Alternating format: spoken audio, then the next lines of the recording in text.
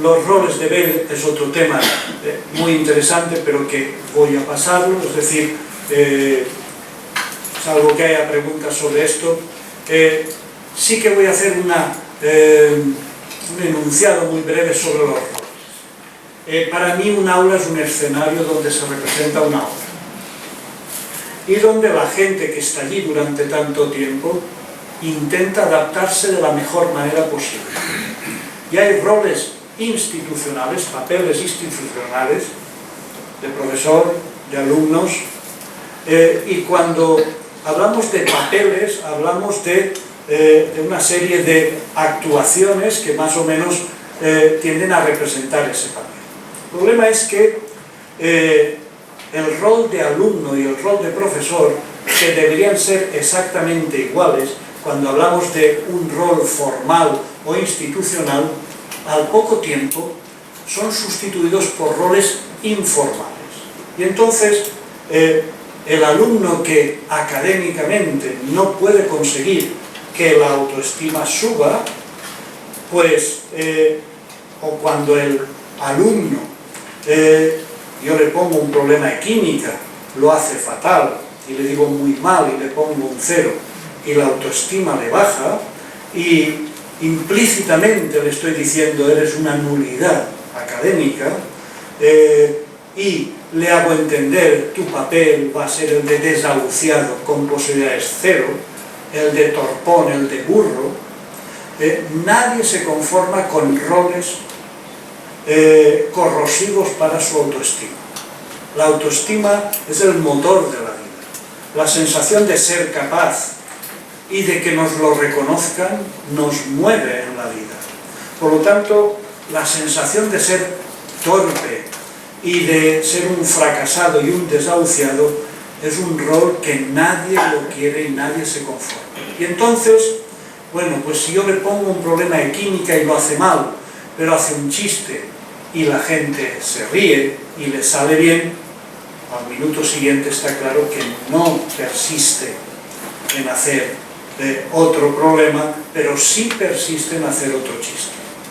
Desiste de la química, persiste en las gracias, otro desiste de la química y persiste en las amenazas o en la prepotencia o en la matonería. Y la vida es persistir en lo que nos sube la autoestima y desistir de aquello que nos provoca sensaciones de depresión de la autoestima.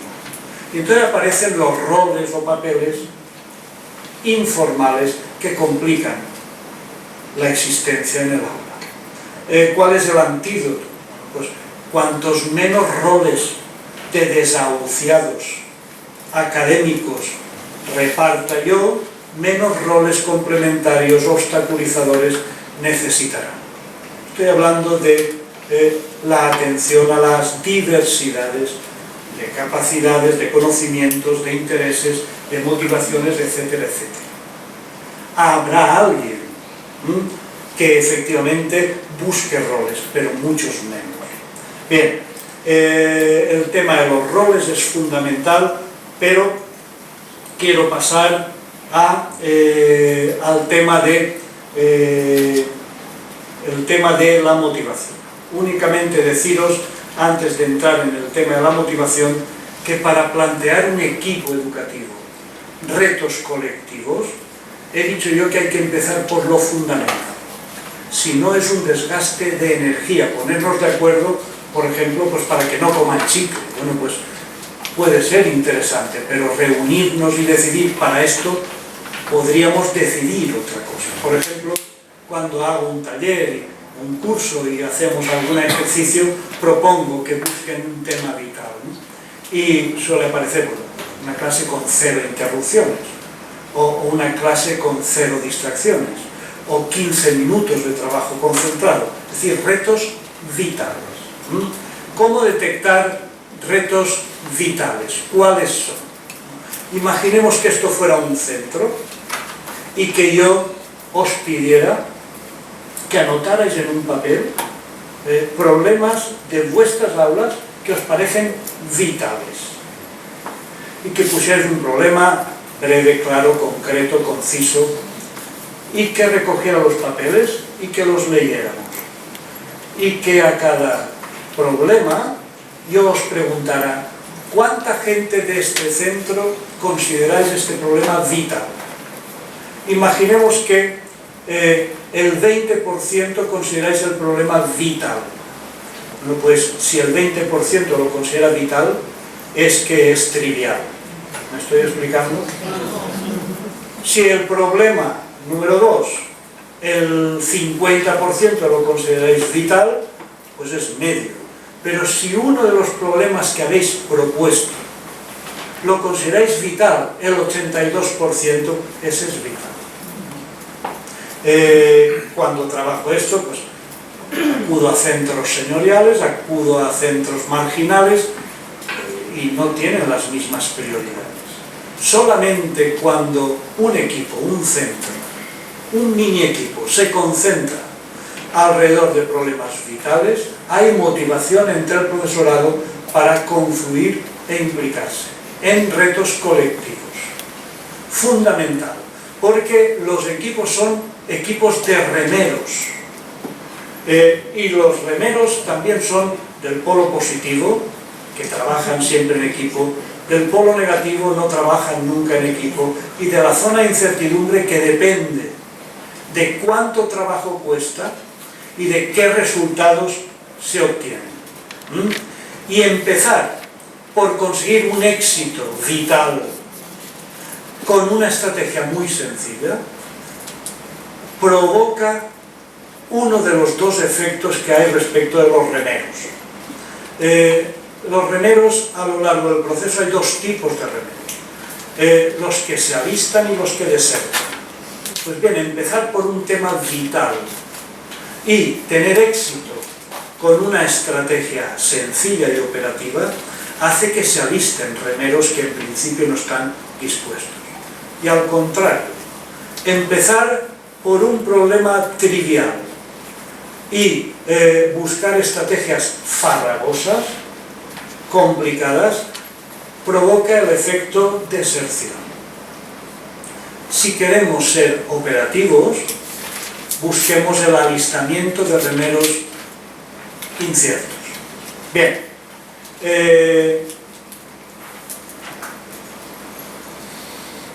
esto es lo que os comentaba de retos colectivos. Y decir que estoy hablando quizá demasiado de temas de convivencia, y he hablado de 5 niveles, quedan 4. Voy a resumirlo diciendo que cuando intentamos mantener un clima de respeto en el aula, pero solamente mediante el control asertivo, respetuoso, pero control, la O de obligación está permanentemente presente. Hay otra manera de conseguir un clima de trabajo y de respeto, que es invertir en otras 4 vocales que tenemos disponibles. La A de atención, mejorar la captación y el mantenimiento de la atención de los alumnos. La E de empatía, conectar con los alumnos. La I de interés, una clase interesante. Y la U de utilidad, que todo el mundo tenga la sensación de que lo que está haciendo le va a servir a corto, a medio o a largo plazo. Como veis ahí, hay veces que cuando pregunto ¿qué veis ahí? Me dicen 4 vocales, cuando hay 5, pero la quinta no se ve. Pues bien, una clase en la que todo el mundo está atento, hay relación de empatía, sensación de interés y de utilidad, es una clase que, aunque sea obligatoria, da la sensación de que no lo es. Evidentemente, los profesores que mejor controlan el aula son profesores que no utilizan la O, manejan muy bien las otras 4 vocales, mantienen al alumnado atento, captan su atención y la mantienen. No solamente la captan y la mantienen, la distribuyen y atienden más y mejor a quien más atención necesita y no a quien más atención reclama. Otro de los errores. la E de empatía, que consiste en ver y averiguar cómo te ven. Deciros sobre la empatía que hay un ejercicio sencillito que podéis aplicar. Todos los alumnos, incluidos los malos alumnos, tienen profesores preferidos. Y esos profesores preferidos se parecen mucho a los profesores que prefieren los buenos alumnos o a los profesores preferidos que tuvieron los profesores actuales. Nos gusta lo mismo. Averiguadlo, preguntádselo. ¿Qué cualidad tiene tu mejor maestro o maestra del pasado? Y que os digan una cualidad y hacéis un catálogo. Y una vez que tengáis ese catálogo, que os valoren de 5 a 1, muy bien, muy mal, en esas cualidades. Y intentad marcaros como propósito acercaros a aquellas cualidades idóneas, es decir, tener un 5 en todas las más importantes. Y a cambio, que la clase se acerque también a un perfil que os guste. Cómo me ven, pero también ver a los alumnos. Hay profesores que se pasan todo un año con alumnos delante y no ven las personas que tienen delante. Ver, mirar. Estoy hablando de la importancia para la empatía de la observación exploratoria. Hay dos maneras de observar. Una es mirar simplemente, sin ningún criterio. Es cuando los ojos mandan sobre la mente, envían sus recepciones y a través de los nervios llega al cerebro la información. Es una observación pasiva.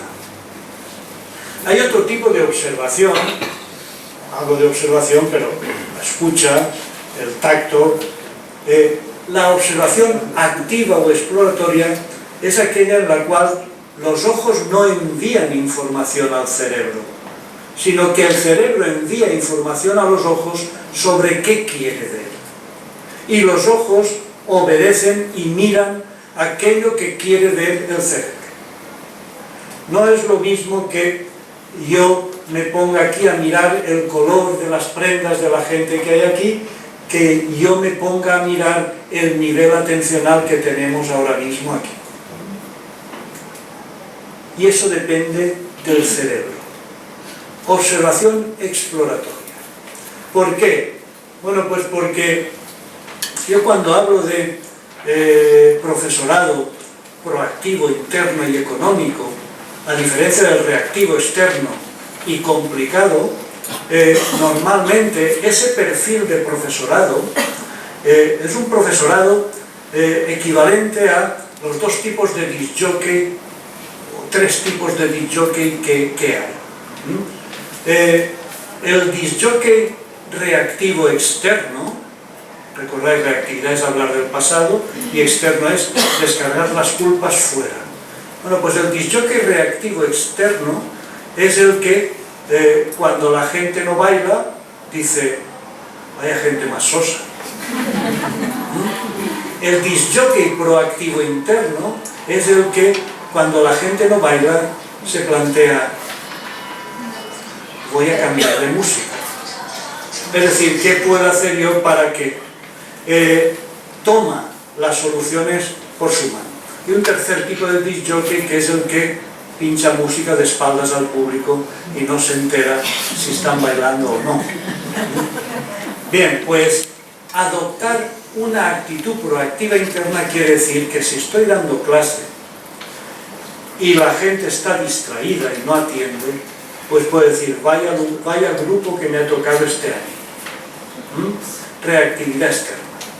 Pero entonces soy sufridor de condiciones.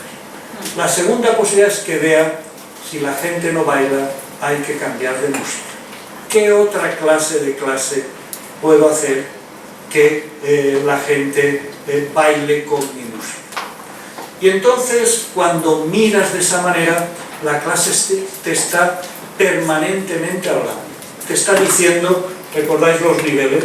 Te está diciendo, te estamos atendiendo, estamos conectando, estamos motivados con lo que nos propones, estamos conviviendo, como dices, nuestro nivel emocional es positivo, el rendimiento, y en aquello en lo que no, cambio para mejorar.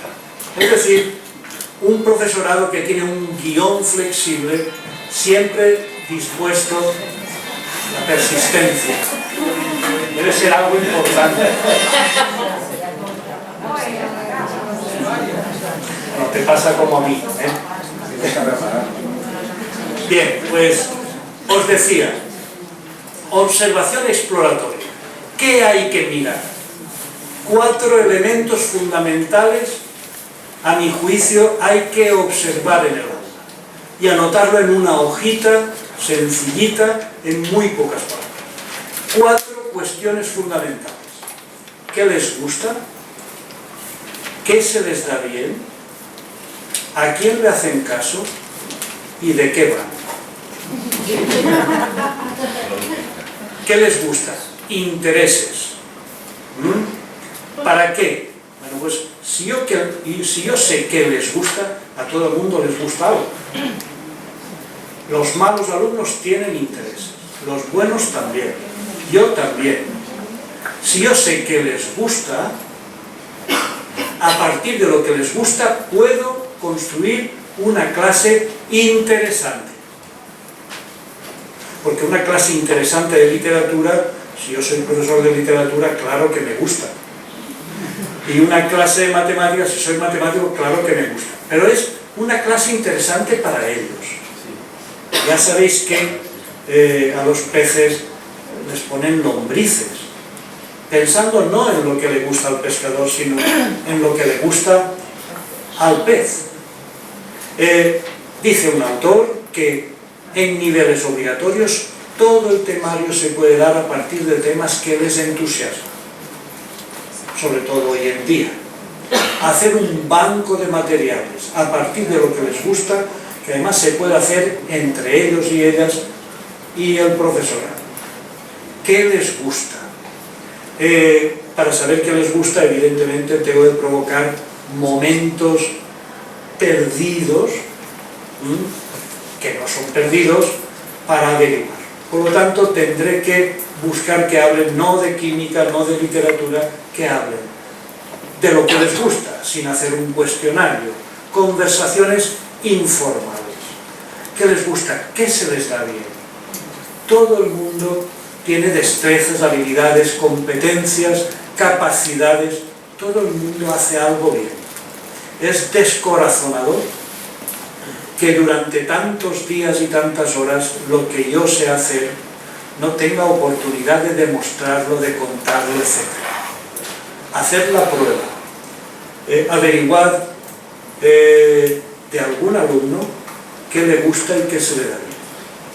Darle la oportunidad de hablar de ello en público y mirar a ver si en la media hora siguiente os da problemas.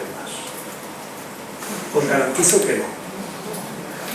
Porque alguien que nota que otro alguien le da la oportunidad de hablar de lo que le gusta y lo que se le da bien, es alguien que nota que su autoestima sube y se establece una conexión con la otra persona, un vínculo que le inhibe a la hora de causarle problemas.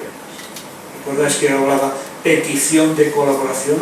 Pues esto es cargar las pilas de influencia para poder pedir. Por lo tanto, hay que invertir en esto. ¿Qué más? He dicho, ¿a quién le hace caso? Puede ser un familiar, puede ser otro profesor, puede ser un compañero. Niños y adolescentes siempre tienen personas a quien le hacen caso. Son muy influenciables, pero a veces nos enterramos en querer influir quienes tenemos influencia cero, cuando triangulando, es decir, buscando otro atajo a través de otra persona, podemos conseguir lo que directamente no conseguimos. A veces la persona influyente es alguien que le dio clase hace 2 años, o es alguien que no está en el centro, pero que en un minuto puede conseguir una intención y con un seguimiento puede conseguir un hábito nuevo. ¿Por qué nos emperramos en darnos cabezazos contra una pared cuando rodeándola podemos conseguir resultados mucho más efectivos? ¿A quién le hacen caso? Es una información que yo creo que debería de transmitirse de tutoría a tutoría, porque es una información muy valiosa y no hay por qué el nuevo tutor, la nueva tutora, empezar de cero hasta averiguar, si es que lo averigua, a quién le hace caso. En cuarto lugar, ¿de qué van? Ya lo he comentado, son los roles. Los roles. Y los roles ya he comentado que son una necesidad. Estar en el aula se representa un papel y el papel que se busca es un papel necesario para mantener la autoestima elevada. Bien, queda poco tiempo y quiero ir avanzando porque lo que más me interesa son las preguntas que podéis hacer y entrar directamente a temas concretos que planteéis. Voy a comentar 2 o 3 casos concretos de aplicación de algunas de las cuestiones que he planteado. He hablado de gestión de cualquier tipo de problemas y he hablado que la solución está en la proactividad interna y el problema está en la reactividad externa. Cuando hay un problema entre 2 partes, 2 alumnos, 2 familias, 2 profesores, 2 partes, pero también cuando hay un problema con una única parte. Los problemas se enquistan y no se resuelven cuando las partes se instalan en la reactividad externa. Reactividad externa quiere decir hablar del pasado y proyectar toda la culpa en la otra parte. 2 alumnos. Los tengo delante, alumno 1, alumno 2. ¿Qué ha pasado? Tengo al primer alumno. La estrategia se llama las 5 R's. Una estrategia de gestión de conflictos entre 2 personas o entre una. 5 R's. La primera R es el resentimiento. El resentimiento es una fase reactiva externa. Parte número 1. ¿Qué ha pasado? Bueno, pues que ella me ha dicho, y que ella me ha hecho, que ella me ha dicho, que ella me ha hecho. Es una fase, como veis, reactiva porque habla del pasado, y es externa porque la culpa es de la otra parte. En esa primera R que hay que pasarla, porque la gente se tiene que quejar, en esa fase de resentimiento son mensajes tú o tu hijo. Importante, precauciones a tomar. Primera precaución, que no se interrumpan. Tienden a interrumpirse. Cuando alguien pronuncia una frase, la otra parte tiende a interrumpir. Que no se interrumpan. Si no se interrumpen, jamás me he encontrado ningún caso en que una parte formule más de 3, 4 frases.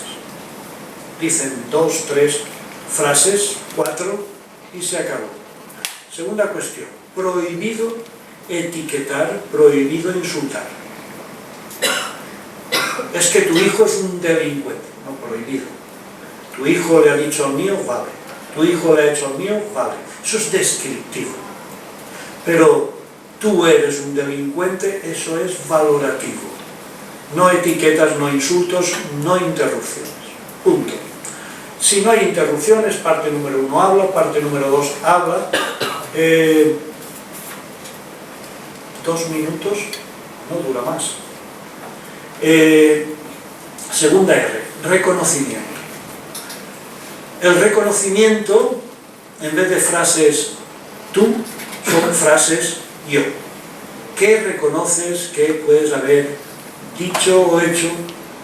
Pues yo reconozco que a veces me paso, yo reconozco que mi hijo a veces dice, yo reconozco que, prohibido interrumpir, prohibido volver a la primera R. Hay veces que dicen, yo reconozco que, pero es que tú, prohibido, porque la primera fase ya está terminada. Estamos ya en una fase de reconocimiento. Como veis, en la fase de reconocimiento, mensajes yo o mi hijo, es una fase reactiva, porque hace referencias al pasado, pero es una fase interna. Hemos dado ya un pasito.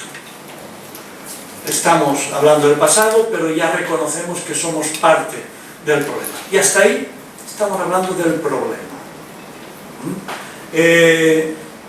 Tercera R y cuarta R, porque van simultáneamente. Tercera R es requerimientos. Requerimientos, peticiones. Cuarta R, ratificación de los requerimientos. Son simultáneas.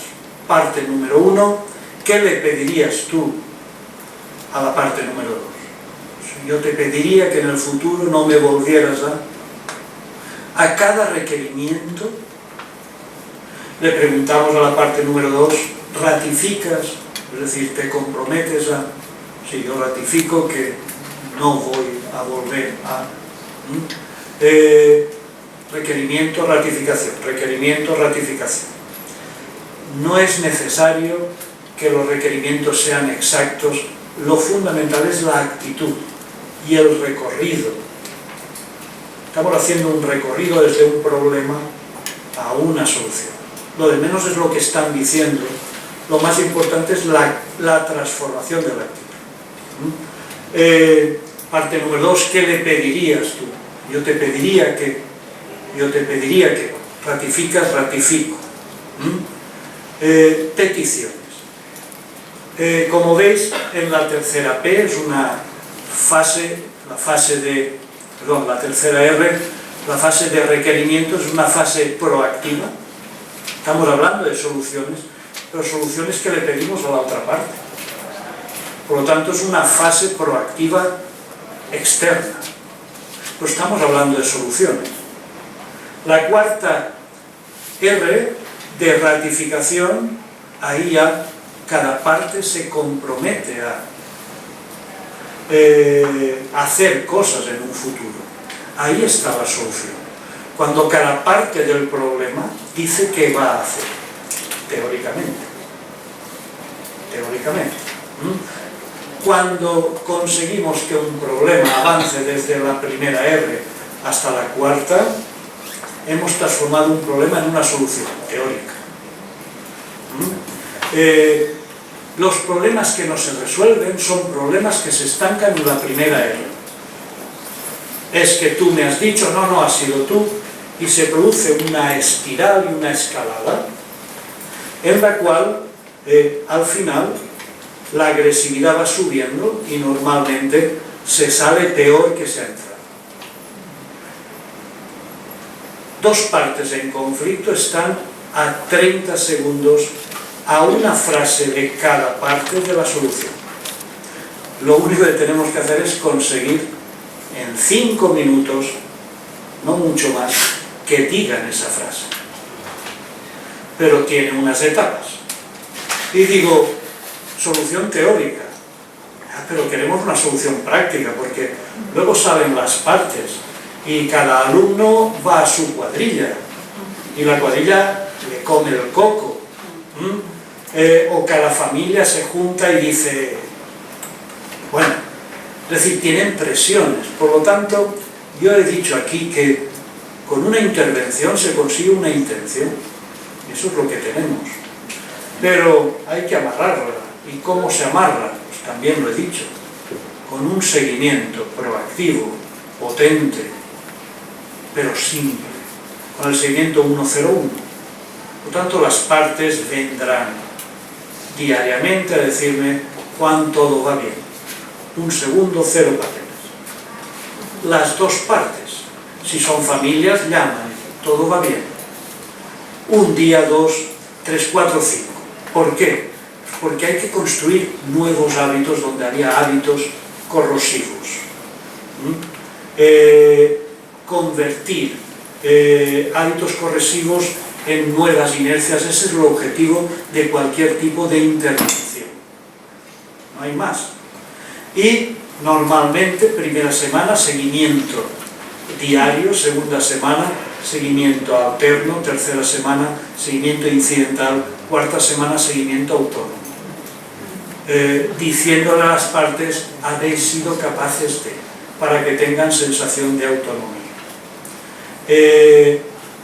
Es muy potente, muy proactivo y muy simple. Bien, otra cuestión también en la misma línea.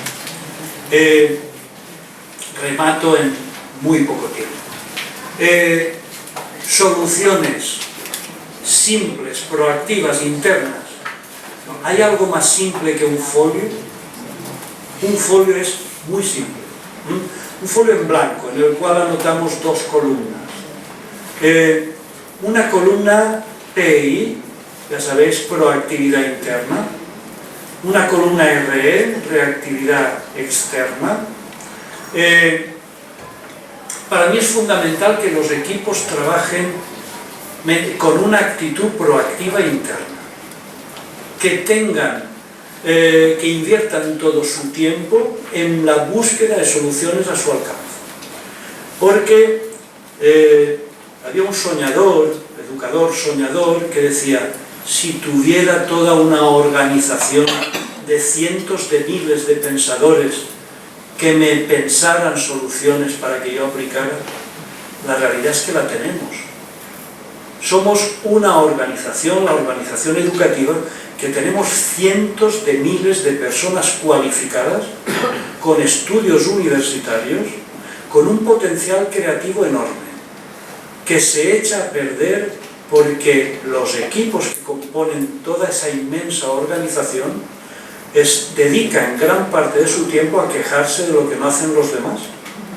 Es decir, a dinámicas de trabajo reactivas externas, como intentaré argumentar dentro de nada. Por ejemplo, aparecerá ahora, os lo enseño ya, cuando hablo de evaluación, y hablo de evaluación post-mortem, porque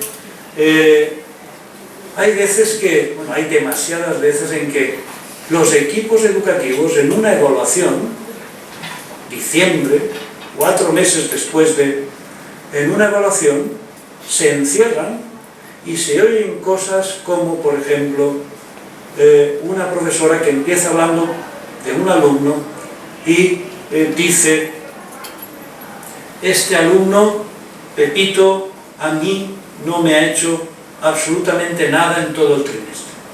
Si yo le dijera a alguien que ejerciera de vigilante y pusiera una marca a esa intervención como una solución o una queja, ¿qué creéis que ha hecho la profesora?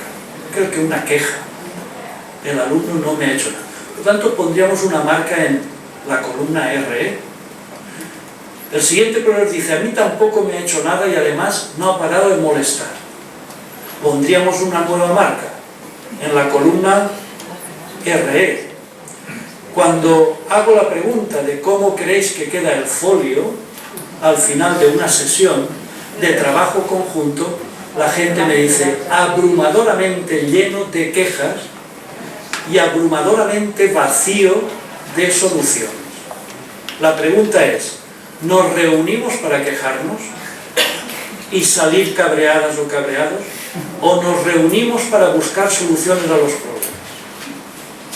Bueno, como veis es un problema vital. Cambiar la cultura de trabajo de los equipos, ahí reside todo. La respuesta es, ¿qué solución podemos dar?